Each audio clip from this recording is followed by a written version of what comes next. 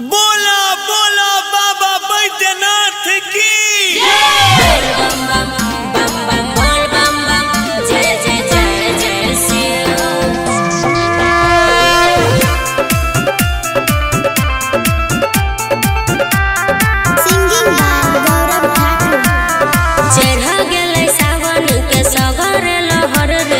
हमरो मन करे छै जाए के देव घर रे बुझले आगे कक्को कक्को बार वाली उठले कबर के हम जाय छी तू संगे चले देव घर के गाजा पिल चमके नारा लगाओ बोलो बम के आगे गाजा पिल चमके नारा लगाओ बोलो बम के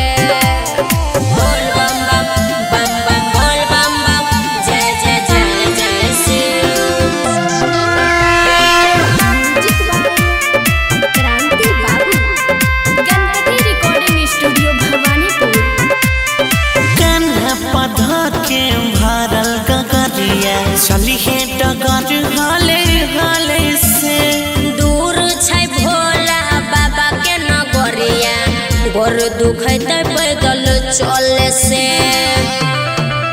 आगे के कन्हा पधा के भरल गगरिया चली है डगर हाले हाले से दूर छै मोरा बाबा के नगरिया गोर दुखैते पैदल चले से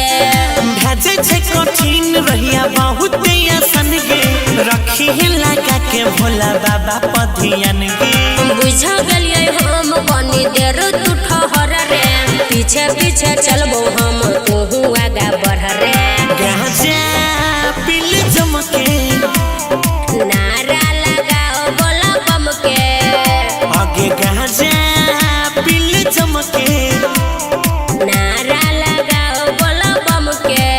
लगाओ बोल बम बम बम बम बोल बम बम जय जय जय जय शिव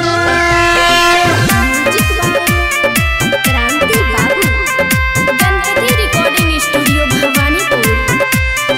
बड़ा आनंद मिलै छै कंवरिया बन के भोला घर जने में कके जल ढारी मंगल अबै हमहु सुखी जीवन वरदान में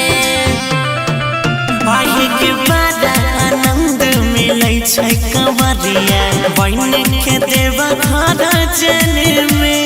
कके जल ढारी मंगल अबै हमहु सुखी जीवन वरदान में बाबा उधर दानी छथिन बिना मंगले दै छै बदला में एक लोटा जल खाली लै छै मल्लिक राकेश गौरव अहिना रहतै जे अगर रे अजय साथे सुमन सोना जेबै जिंदगी भर रे गाजा